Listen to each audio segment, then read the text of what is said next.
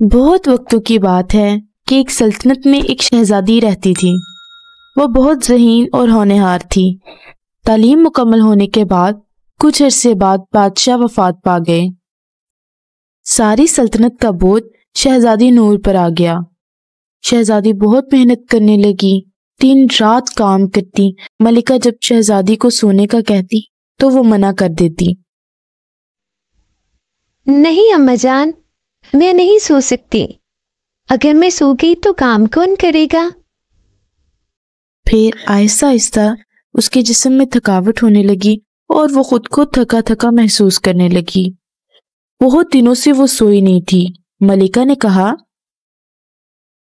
بیٹی، تمہیں نہیں لگتا اچھا کام کرنے کے لیے اچھی صحت ہونا ضروری ہے؟ نہیں اماں جان، اگر میں سو گئی تو سلطنت پر اگر کسی دشمن نے حملہ کر دیا تو؟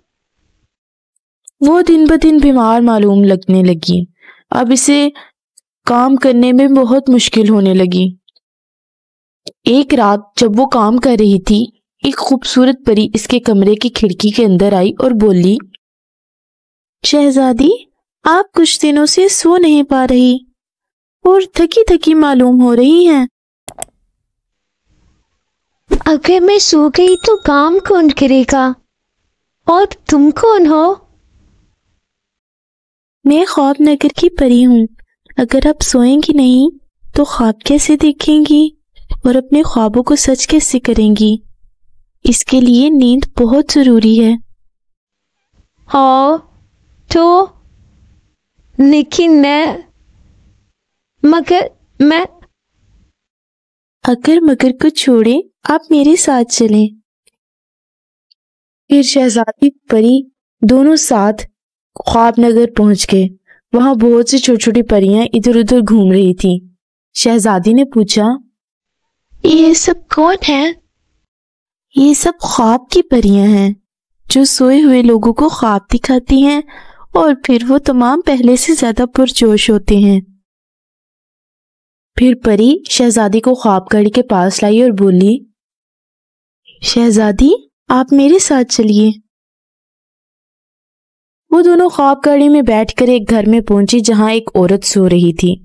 شہزادی اس وقت یہ خواب دیکھ رہی ہیں۔ انہیں پولیس آفیسر بننے کا شوق ہے۔ آئیں اس کے خواب میں جا کر دیکھتے ہیں۔ پری شہزادی کو اس کے خواب میں لے گئی جہاں وہ خاتون پولیس آفیسر تھی اور ایک چور کو پکڑ رہی تھی۔ خواب کے آخر میں وہ کامیاب ہو گئی۔ جب وہ اٹھی تو وہ پہلے سے زیادہ پر امید اور خوش تھی۔ پری شہزادی کو ایک اور گھر میں لے کر گئی جہاں ایک چھوٹا بچہ سو رہا تھا۔ شہزادی بولی، یہ تو ایک چھوٹا بچہ ہے۔ جی ہاں شہزادی، یہ ایسٹرونٹ بننا چاہتا ہے۔ آئیں دیکھیں یہ کیا خواب دیکھ رہا ہے۔ اب وہ دونوں جب اس کے خواب میں گئیں تو دیکھا کہ وہ بچہ ایسٹرونٹ تھا اور چاند پر ایک مانسٹر سے لڑ رہا تھا۔ بہت مشکل سے وہ جان بچا کر چاند گاڑی پر بیٹھا اور کامیاب ہو گیا۔ اگلے دن وہ اپنے خواب کو سچ کرنے میں اور زیادہ پر امید اور بااعتماد تھا۔ شہزادی یہ سب دیکھ کر مسکرانے لگی۔ پھر وہ دونوں خواب نگر دوبارہ گئیں۔ مجھے کچھ بہتر فیل ہو رہا ہے۔